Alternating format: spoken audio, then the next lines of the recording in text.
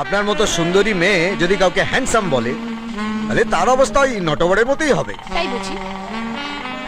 আচ্ছা বলো তো, ওই অটো ড্রাইভারদের মধ্যে সব থেকে হ্যান্ডসাম কে ছিল? কে? তুমি। তুমি ওদের সকলের মধ্যে সব থেকে বেশি হ্যান্ডসাম।